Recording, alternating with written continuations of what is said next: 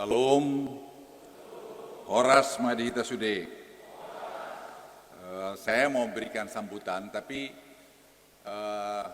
saya ingin menceritakan dulu 100 tahun Indonesia tahun 2045, supaya nanti kita HKBP ini memposisikan diri mau di mana.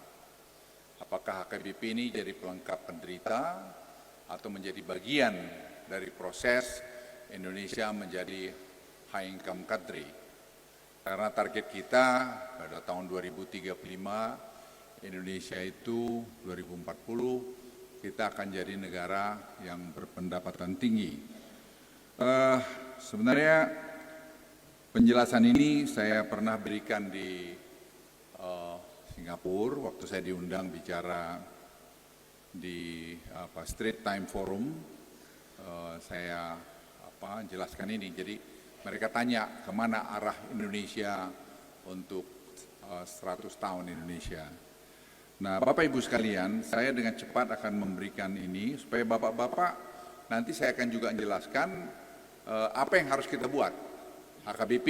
Jadi jangan HKBP hanya jadi organisasi kemasyarakatan, padahal kita punya anggota 5-6 juta yang akan punya banyak kesempatan untuk juga berbakti, berkarya di tengah-tengah bangsa ini dan mendesain negeri kita ini ke depan. Tantangan berat pencapaian visi Indonesia itu menyangkut pada pertumbuhan ekonomi. Saya kira slide saya ada.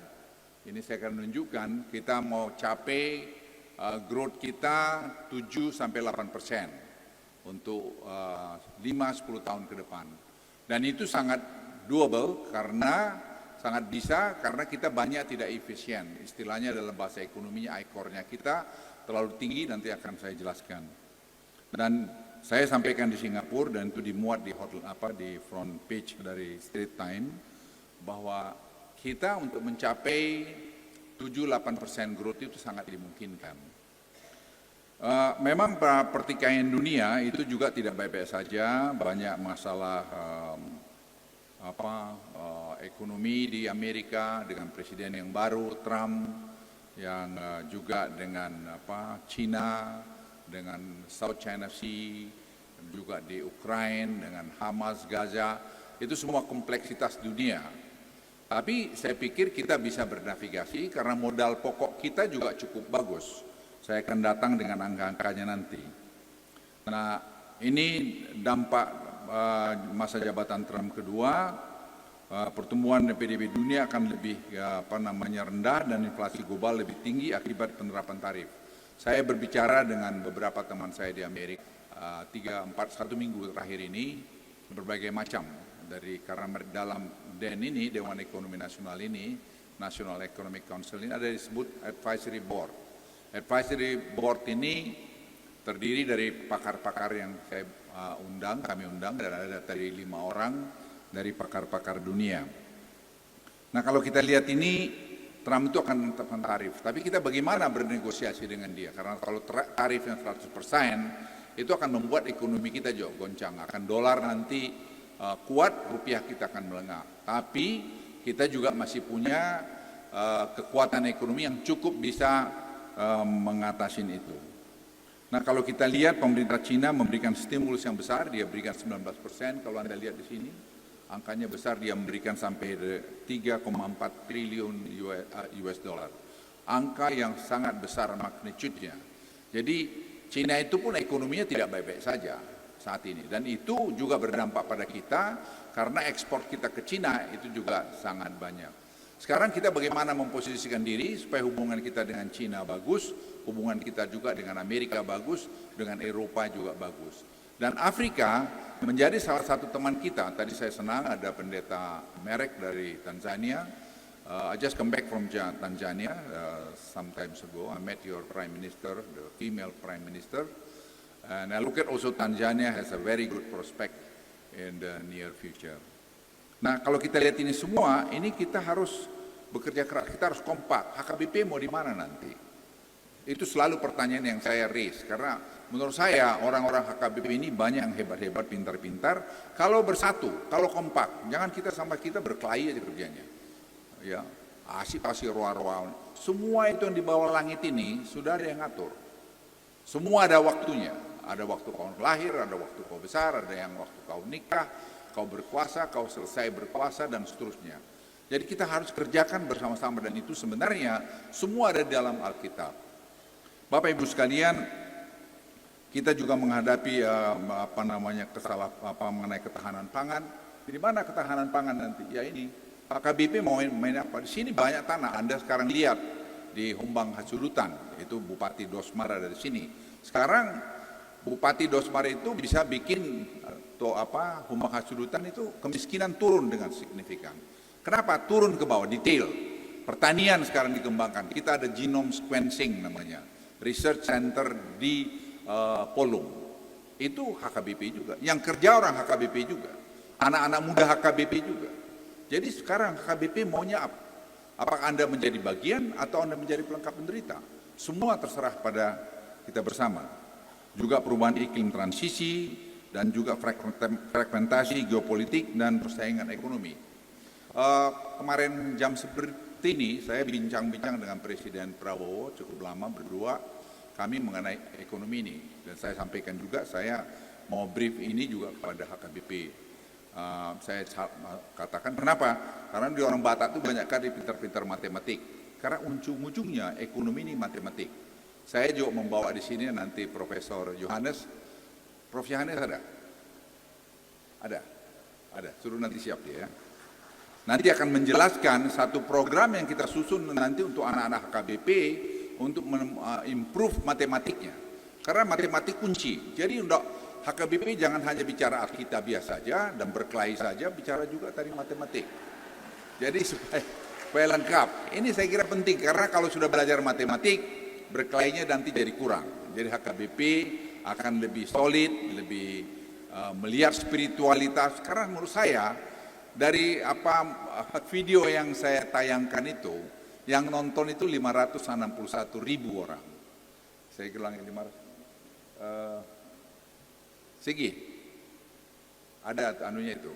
Ada 561.000 orang yang nonton itu. Kalau saya tidak keliru.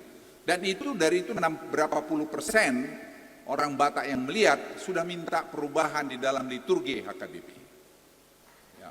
Ini data. Jadi kita bicara data, ada kecenderungan itu, ketidakpuasan, dan ada juga berapa persen yang orang-orang HKBP yang lari ke gereja lain mengatakan, oh kalau HKBP memperbaiki dirinya, kami akan kembali ke HKBP. Bapak Ibu sekalian, hari ini masalah teknologi itu super penting. Saya nonton kemarin AI, Artificial Intelligence. Itu bagaimana ke depan ini robot itu sudah bicara satu sama lain. Dan itu saya sudah bilang sama Mangipurus waktu itu, bagaimana HKBP mensikapi perkembangan teknologi yang begitu cepat tadi. Kemudian kalau kita lihat pertumbuhan ekonomi kita tidak jelek-jelek amat, next slide, sebenarnya cukup bagus, 5% di atas. Kita akan bisa tumbuh 6-7% ke depan kalau inefisiensi kita ini kita bisa handle. Kalau kita lihat fondasi ekonomi kita juga di antara negara-negara ASEAN, next slide, itu juga saya kira cukup bagus.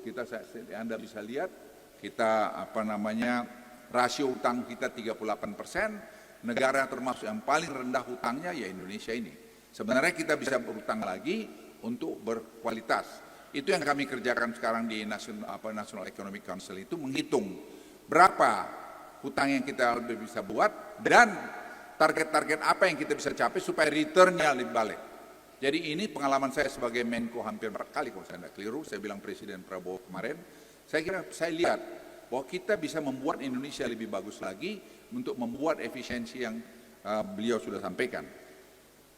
Juga kalau kita lihat sekarang transisi pemerintahan ini, next slide, yaitu mengenai makan, ini semua dananya sudah ada. Jadi sekolah gratis nanti akan ada dibuat 44 SMA unggul di seluruh Indonesia. Ya, 44. Dan makan gratis akan diberikan. Ini bagaimana sekolah-sekolah HKBP? Saya udah bilang sama istri saya, karena istri saya bilang aku tuh mundur aja dari sekolah HKBP, jangan. Terusin aja, nanti kita dukung. Kenapa? Karena pendidikan itu kunci buat HKBP. Kalau HKBP ini mau tetap eksis. Kalau HKBP itu jadi bodoh, maaf kalau saya pakai istilah bodoh, ya HKBP akan tersingkir.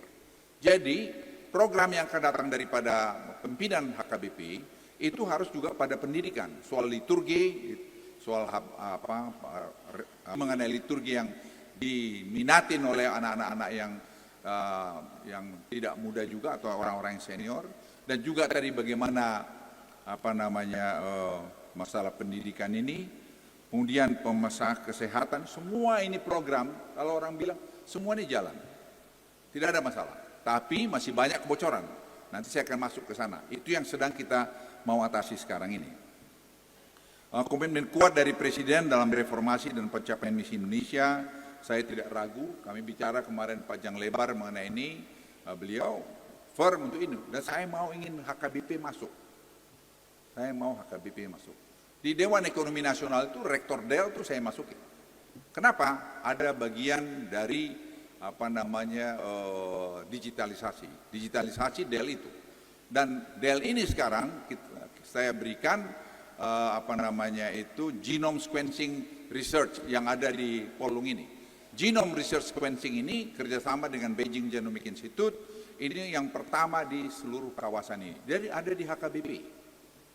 di HKBP, dan yang sekarang yang melakukan research mengenai tadi genome sequencing itu Boru Batak juga, orang HKBP juga. Jadi Bapak Ibu sekalian, kita bagaimana kita sekarang menggroom anak-anak muda kita supaya mereka menjadi bagian, malah ikut mendesain ekonomi kita ke depan ini. Saya sudah singgung tadi, ICOR kita, inefisiensi kita tinggi sekali. Itu berarti kita bisa mungkin 35-40% kebocoran daripada dana pembangunan kita. Namun demikian, saya lihat world competitiveness kita juga membaik, dan juga IMD World Competitiveness kita juga membaik. Nah, kemudahan iklim investasi juga kita perbaikin sekarang. Ini menjadi sangat penting, saya kira, slide 13. Kemudian AKBP menurut saya, dan ini yang saya usulkan pada Presiden, Pak Presiden, yang pertama itu semua program, semua kementerian lembaga itu diaudit di pemerintah, sehingga kita tahu dari mana kita mulai. Dan saya minta waktu itu masih Pak Jokowi untuk mengaudit pemerintahan yang lalu, hasil yang baru keluar kemarin, ketemulah angka ini. Ya, bahwa kita sangat tidak efisien. Sehingga saya bilang Presiden Prabowo, Pak, kita bisa mulai dari sini, Bapak bisa mulai dari sini. Tahu di mana tadi menu yang harus kita lakukan. Jadi tidak shadow boxing. HKBP menurut saya, yang nanti pemimpin yang akan datang, itu juga lakukan audit.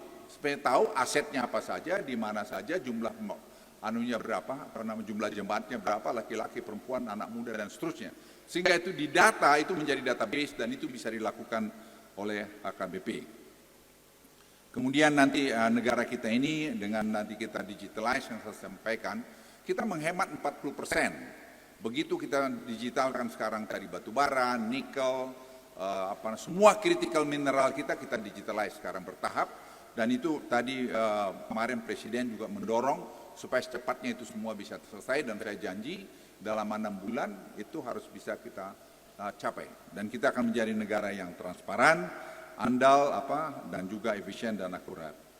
Bapak Ibu sekalian, tadi saya mau singgung dengan kita downstreaming industri, itu angka kita seperti ini. Dari kita dulu tadinya ekspor hanya 1,8 miliar dolar, tahun lalu kita ada ekspor 34, sekian miliar dolar. Waktu memulai itu semua menentang saya, karena kita kehilangan 1,8 miliar dolar. Tapi saya bilang Presiden Jokowi, Pak, kalau kita tidak lakukan sekarang, kita akan ekspor dirt aja, sampah tanah dan air aja. Kalau kita ini lakukan, mungkin selama 2-3 tahun kita agak kehilangan 1,8, setelah itu kita akan dapat nilai tambah seperti yang slide tadi.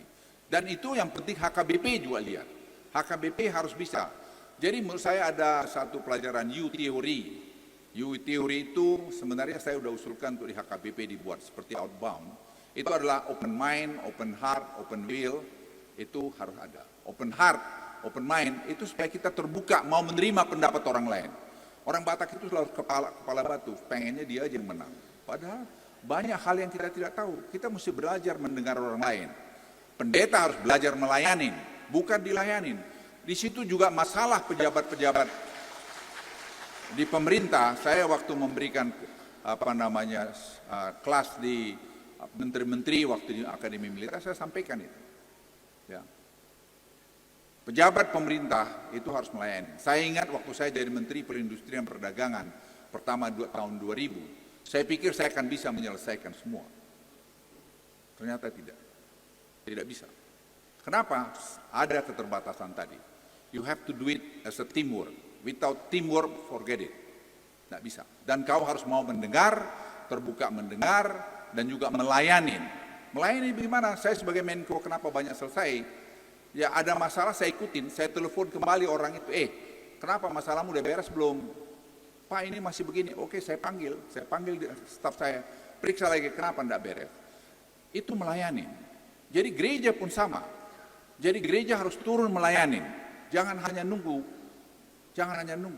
Harus melayani. Lihat jemaatnya yang susah, jemaat yang hebat, doakan mereka. Karena ada banyak jemaat HKBP yang hebat. Belajar berdoa. Jadi spiritualitas HKBP itu juga hasil dari rangkuman 561.000 tadi. Itu juga mengatakan spiritualitas yang Alkitabiah itu kita kering.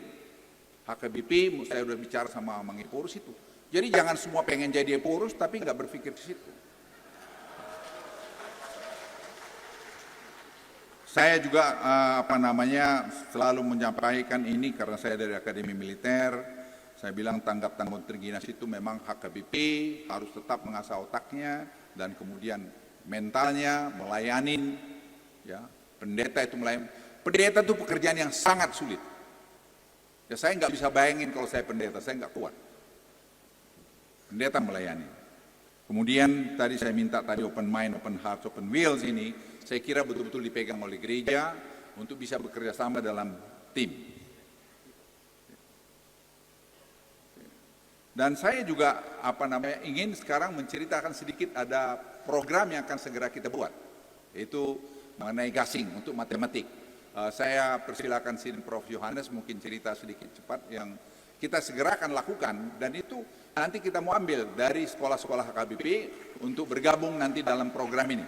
Silakan, Prof.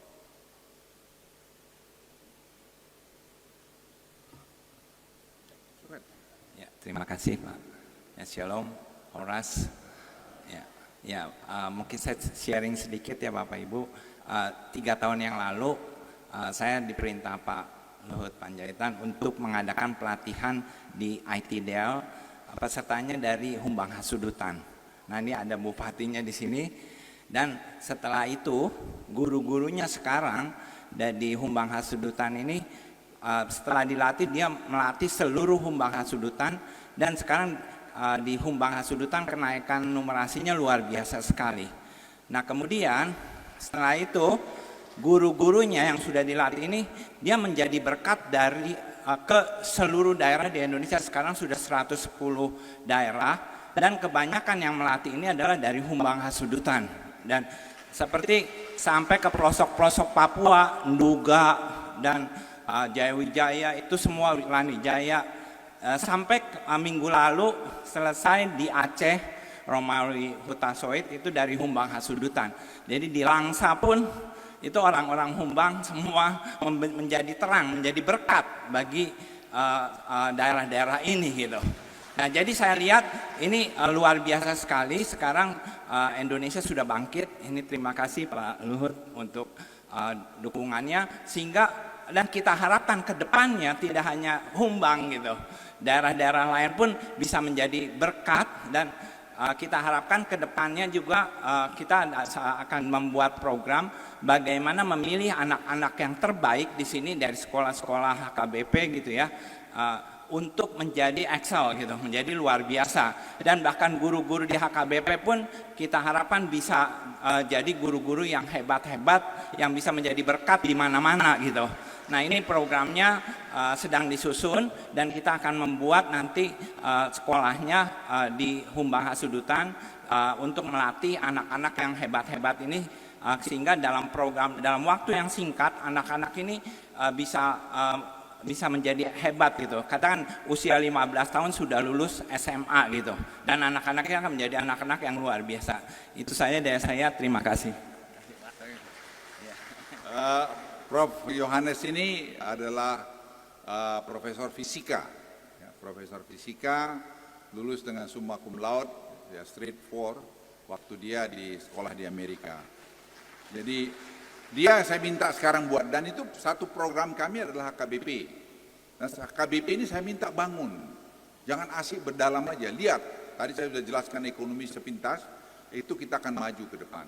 Kita harus jadi tuan di rumah kita sendiri. Bupati ini ada bupati dari Tobasa, atau Toba.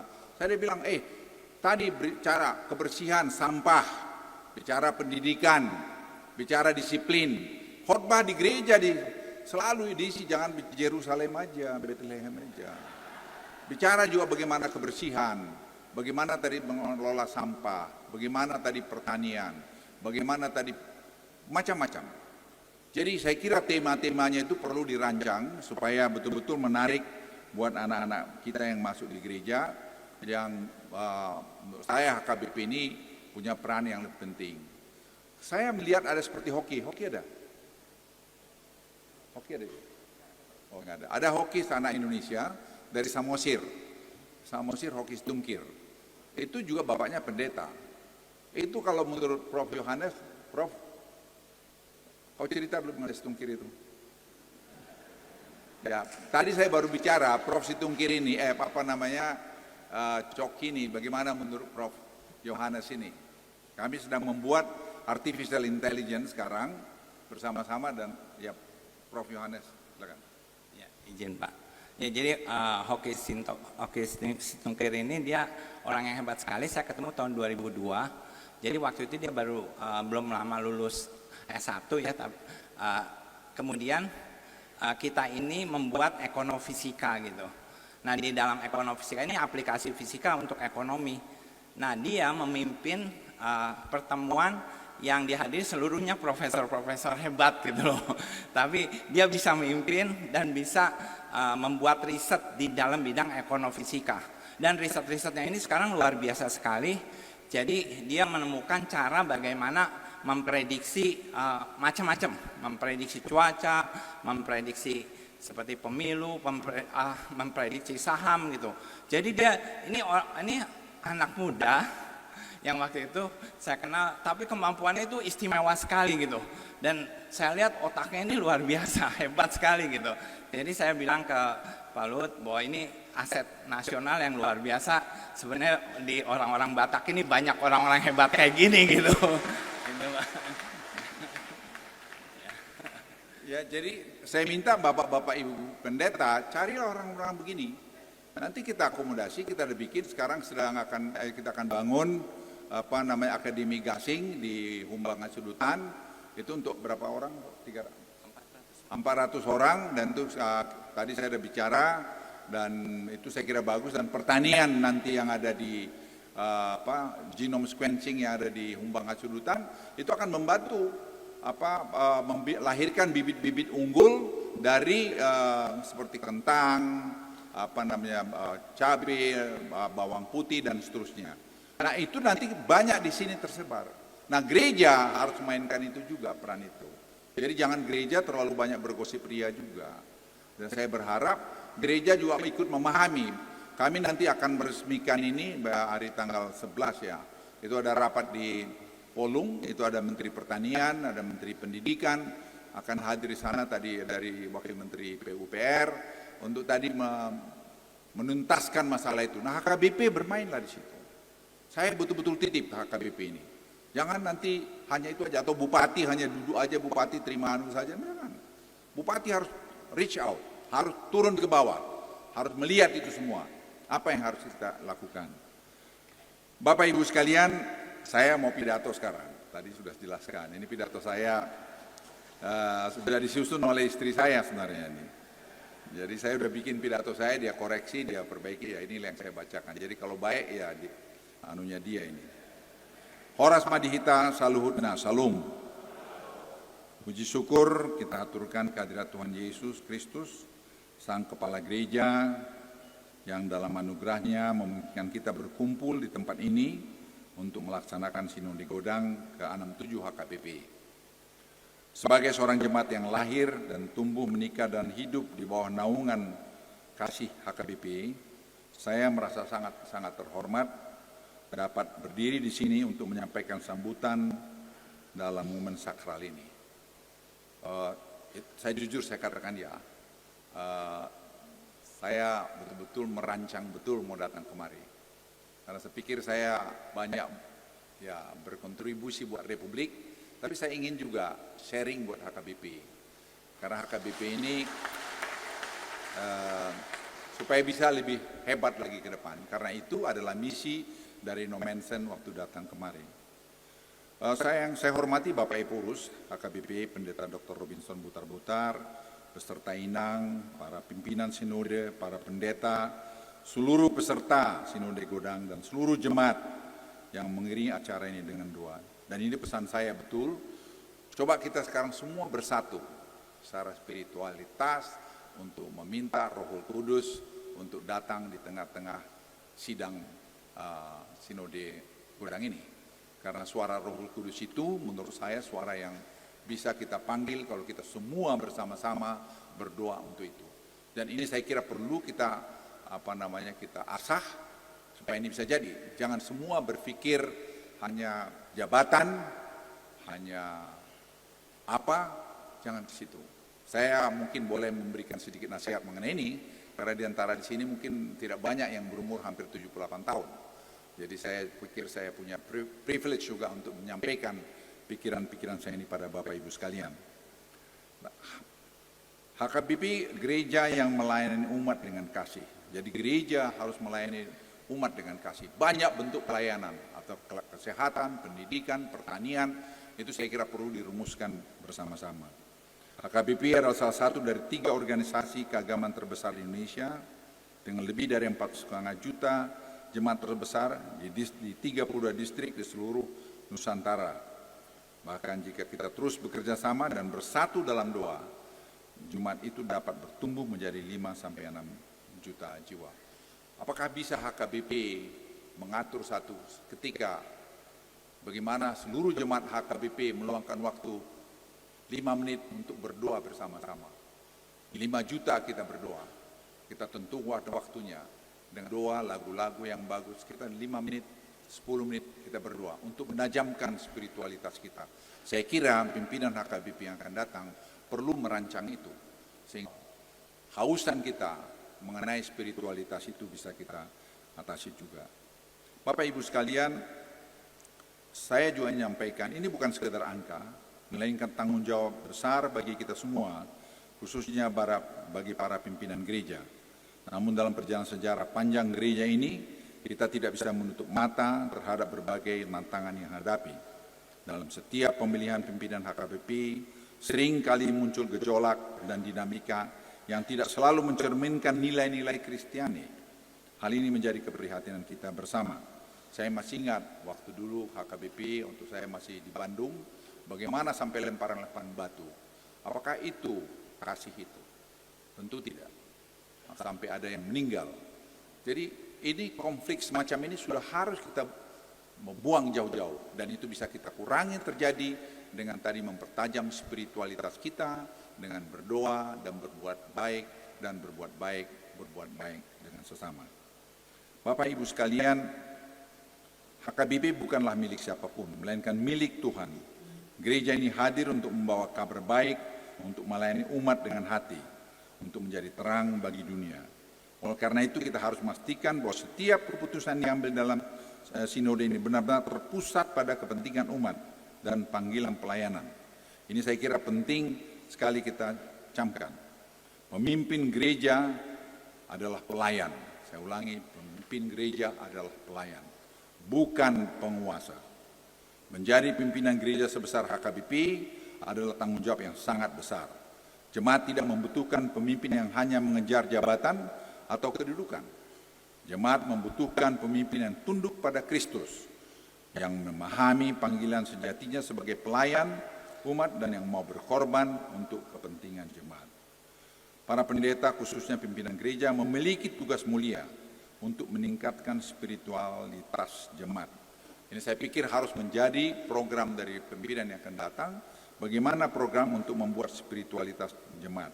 Karena dari hasil survei yang kita buat dengan 561.000 yang melihat video saya itu, semua mayoritas mengatakan kami miskin dengan spiritualitas, kering dengan spiritualitas.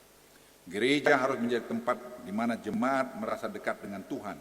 Pemimpin gereja harus mampu menuntun jemaat untuk semakin mengenal firman Tuhan, menghidupkan nilai-nilai Kristiani, dan membangun budaya doa yang kuat di setiap lapisan masyarakat. Eloknya begitu kita masuk di gereja, tidak ada lagi pembicaraan pribadi. Yang ada adalah lagu-lagu gereja yang membawa kita lebih tenang, yang memanggil Roh Kudus supaya hadir di tengah-tengah kita. Kalau kita sesama masih bincang-bincang, jangan dalam gereja, keluarlah dari dalam gereja. Gereja itu biarlah kita tadi untuk mendapatkan satu kedamaian, memupuk spiritualitas kita. Melayani dengan kasih dan kerendahan hati. Seorang pemimpin gereja tidak boleh hanya memikirkan jabatan atau kekuasaan. Ia harus hadir sebagai seorang pelayan yang menyentuh hati umat, yang merangkul setiap jemaat tanpa memandang latar belakang, dan yang akan menempatkan kepentingan umat di atas segalanya. Membawa pembaruan yang relevan dengan zaman. Dunia terus berubah, dan gereja perlu menyesuaikan cara pelayannya agar tetap relevan tanpa meninggalkan nilai-nilai kekal dari Alkitab. Gereja perlu mendorong literasi Alkitab yang relevan dengan era digital dan membangun pendidikan yang membekali generasi muda untuk menghadapi tantangan zaman. Kemarin saya menonton 60 Minutes di program TV di Amerika. Mereka menayangkan bagaimana artificial intelligence itu begitu cepat membuat perubahan-perubahan di dunia ini. Dan hampir semua nanti dengan ChatGPT akan bisa dijawab. Itu menjadi tantangan buat para pendeta. Bagaimana kalau mereka mengatakan, untuk apa saya pergi gereja lagi kalau saya bisa dapat jawaban dari ChatGPT. Kemarin Amang Epurus cerita bagaimana di Jerman gereja kosong karena mereka sudah masuk dalam posisi seperti itu. Jadi saya minta kita jangan mengignore ini. Ini tantangan yang dihadapi para pendeta semua dan kita semua. Apakah kita anak cucu kita nanti menjadi orang seperti itu?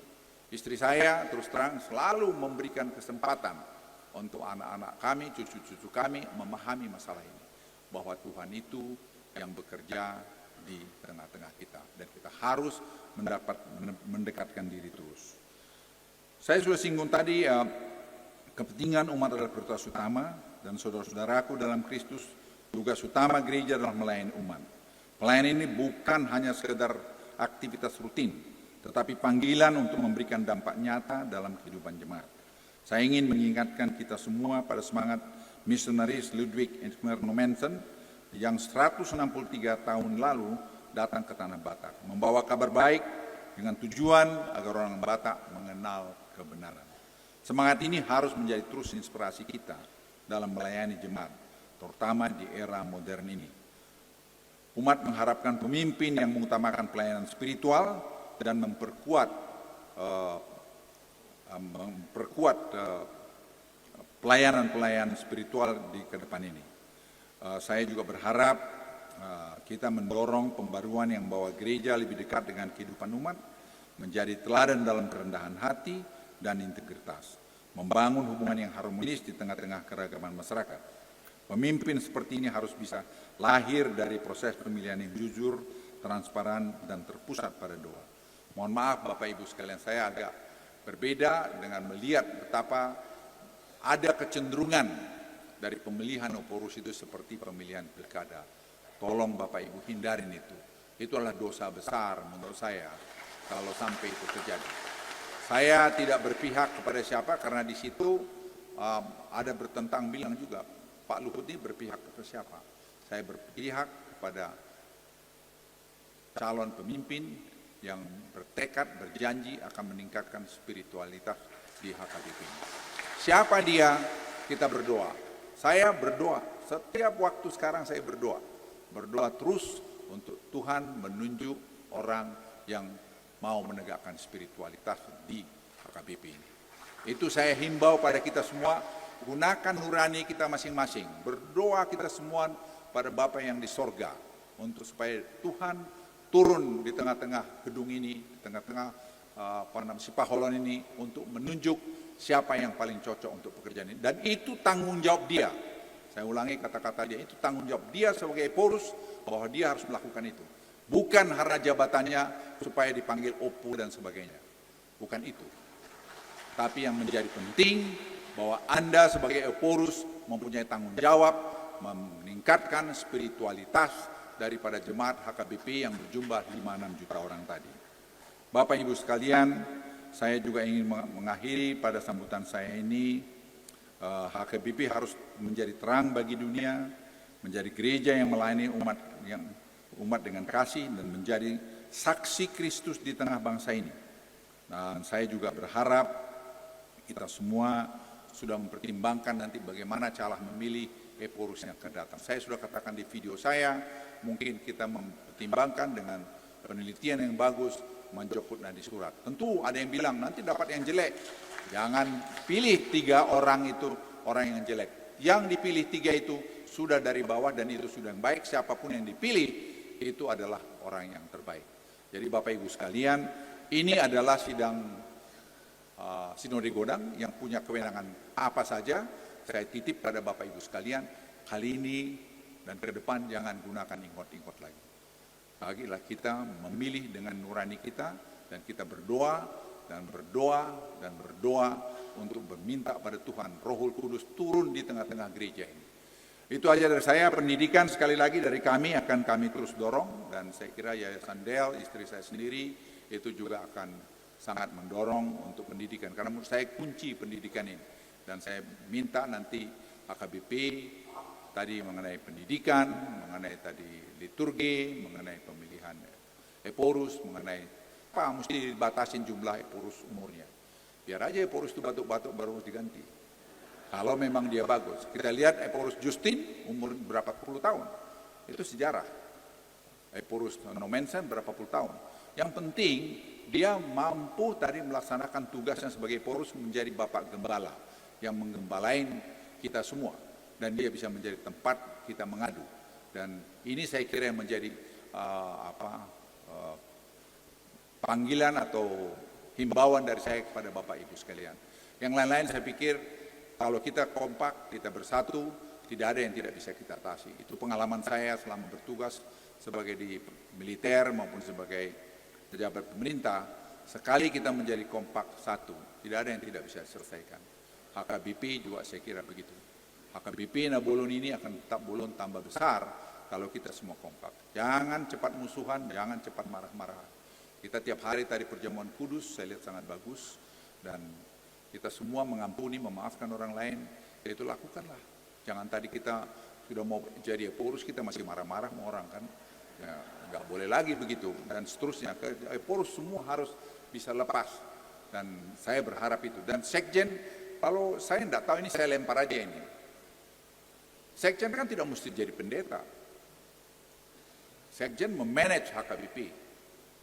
Eporus adalah bapak gereja. Bapak gereja bisa aja umur 60 tahun, 70 tahun. Ya kalau perlu 80 tahun. Saya 78 tahun depan masih sehat-sehat aja kok. Ya. Jadi poin saya adalah makin tua dia, makin arif, dia nggak ngawinin anak lagi. Jadi nggak ada pikiran situ lagi, dia fokus pada penggembalaan. Itu aja dari saya. Sekali lagi terima kasih, selamat bersinode Godang. Saya ingin kita semua sukses dan terima kasih Horas Amang Eporus Robinson yang sudah bekerja 4 tahun dan saya kira sudah banyak meninggalkan hal-hal yang baik buat kita.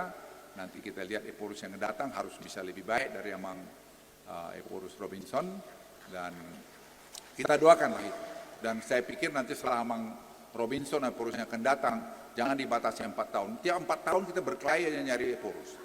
Jadi biarkan aja kalau perlu 10 tahun, asal memang betul-betul dia bagus. Karena setiap pemilihan Eporus saya lihat selalu aja ada macam-macam dan belajar mengajarin kita untuk ingot-ingot yang menurut saya itu tidak baik.